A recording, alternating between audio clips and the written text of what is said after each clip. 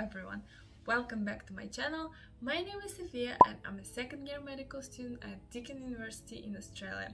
And in today's video, I'm gonna be talking to you about top jobs for a medical student. And I'm gonna cover 3 of those because I don't think there are many that really fit well with our busy schedule and our busy lives. So I'm gonna cover the benefits of them and some pros and cons, and I'm gonna give you my list of preferences across those 3 so you can sort of guide yourself. Also, I'm gonna provide useful links for finding those jobs, and they're gonna be in the description below. While you're watching, maybe you can give it a like, and without further ado, as I usually say, and I always love to say that, let's get into the video. So the first job that I think is the best for medical or pre-med students, if you'd like, is tutoring. And I'm gonna share what are the benefits of being a tutor is and how it is the best job ever for a medical student. So first of all, why is it the best? Is because it has flexible hours. Because you can put the students in your timetable whenever you want to, when you are not busy with your own classes, for example in the afternoon or in the evening when you are free, and you can choose your own timetable with the student. You don't have a boss, and basically it's very individual. You just work with the student one-on-one. While being a tutor, you can also imagine that you can build real human interactions and connections. Moreover, you can really become a mentor for someone, as you have experience of getting into medicine, or even if you're a pre-med student, you've passed your VCE or IB exams or other exams that you have if you're not from Australia, and you can really influence those young people that are obviously they're going to be school students or maybe uni students if you are a mature person studying medicine, for example. So there is so many positives of it. Also, it has a good, very high pay. Usually, normally jobs are around 20 to 25 per hour across Australia, but while being a tutor, you can earn good money, twice as much. Some tutors charge up to $60 per hour depending on what they teach. For example, GAMSAT teaching is very expensive. I used to have a tutor and he charged $50 an hour. Something like biology or high school bio, VCE, chemistry exams preparation can be $40 to $50, and other tutors can charge even $60 per hour if they for example travel to students, or if they have to commute and stuff. Also, the benefit of being a tutor is that you can easily do it online from the comfort of your home, and you don't have to actually be present. And due to COVID, a lot of students now changing to online learning, although some still prefer meet face-to-face, but definitely online tutoring is very easy nowadays, and you can find students via many websites that are available. At least in Australia, I know 3. I will link them in description below, and if you find those useful, please give this video a like and a feedback so that I know I should do more of those helpful videos for you. And I think that's all that I have to say about tutoring. So one other thing, that many people think that they are not sort of good enough for tutoring, they're not experienced enough, and they have this fear of doing it, and they'd rather just work at a register or a cashier, and they are sort of scared of being a tutor. But I just wanted to remind you guys that if you got into medicine, or even if you're as a pre-med student yet, you can still earn and be a tutor, because you have this experience of passing those exams and getting where you are at life. And no, not any profession is experienced 100%. So as you go, you will improve at your teaching, you will improve at your preparing for classes and stuff like that. You don't have to be scared of doing anything, because in the end of the day, we're all humans and you have to start somewhere.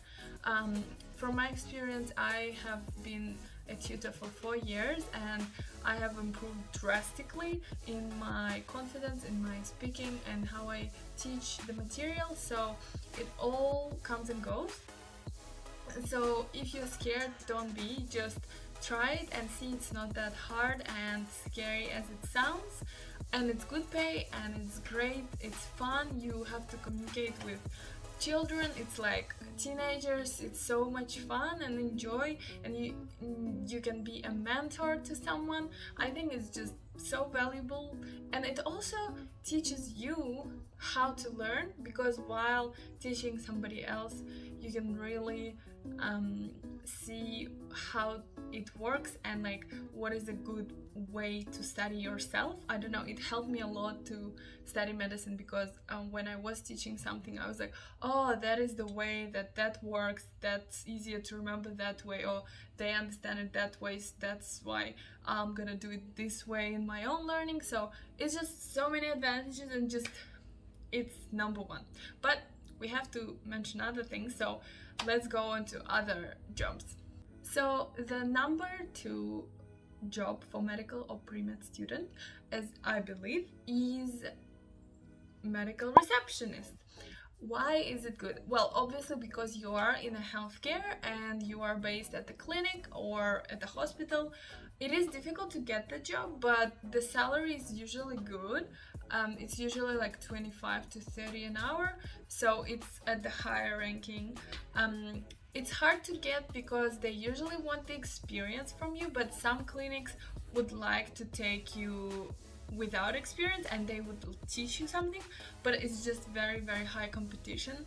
And especially in cities like Geelong, where there's not many clinics around and it's less populated than Melbourne, it may be harder to get something than, for example, in Melbourne, where there are hundreds of suburbs and like you can travel anywhere and see what works.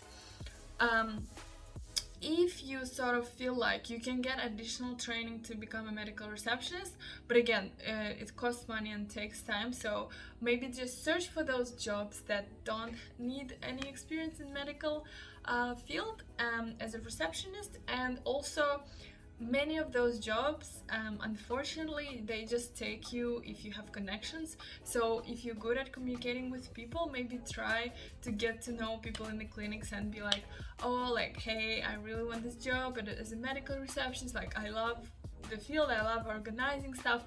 And in my experience, I always wanted to be a medical receptionist, but it was hard for me because again, I don't have any connections.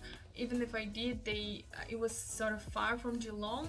I would have to travel to Melbourne, and just very few places take medical students with no experience. And also our study hours and our classes times are very difficult to like juggle with work. So some medical receptionists would want you like 3 days a week in the morning, and you might have classes in 1 or 2 of those days, so it's not very, very convenient. But some people are lucky. I have like 3 friends who are medical receptionists and they love it. So I guess it's up to you if you try and if you like it. I told you everything I know. I'm empty now. Oops, coffee cup. No coffee yet, it's just a design thing, so it looks good.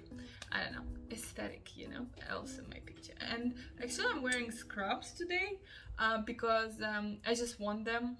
I won in a competition. I don't need them, but I was like, oh, it will look good on the video, as in like I'm like a medical stuff or something.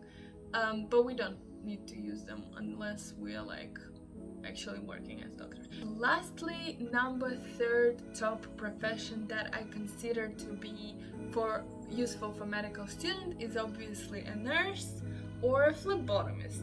So for those of you who don't know, phlebotomist is those people who take your blood and take like things for analysis for you. In some countries you don't need specific training for that. In some countries like Australia you do. Again, same with nursing. And maybe if you are in your gap year or you're just trying to get into medicine and you're sort of stuck, maybe try getting a nursing training or phlebotomist training. I don't think they are very long, and this clinical experience will be for your medical application, and secondly, it will be useful for getting your hands around clinical skill. In my course, there are many students, medical students, who are more mature, and they are nurses or they are midwives. So they used to work like that before medical school, and they continue to work now. Why is it good? Because you continuously in the medical field, first you have clinical skills that you will apply as a doctor, but from a perspective of a different medical healthcare stuff. That's second. And thirdly, it's a good pay.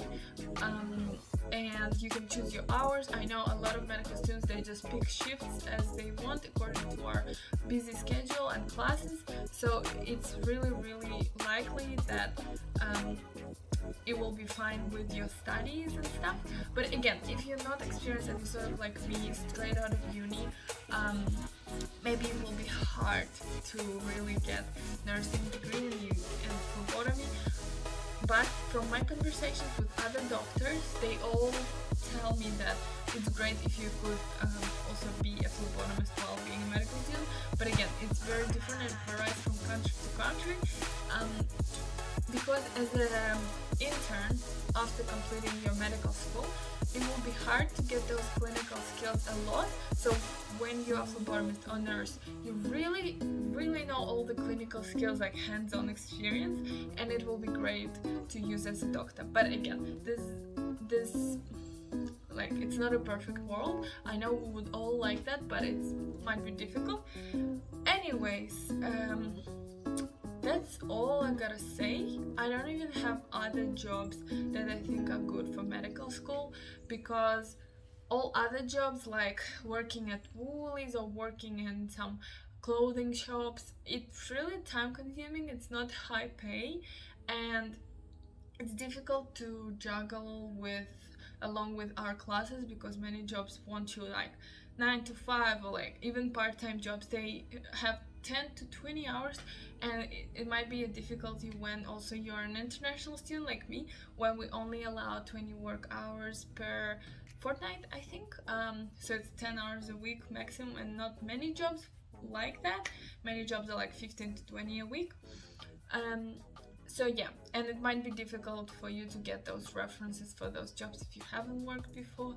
So my advice would be start with volunteering and tutoring. That's what I did throughout my biomed degree and in medical school. So that is my just experience. If you have any other views on it, please comment below. I'm sure it's gonna be very helpful for our fellow followers who watch me and who just find this video and they need some sort of guidance, what job to take. And yeah, well, I'll say bye to you for now, and I'll see you in my next video.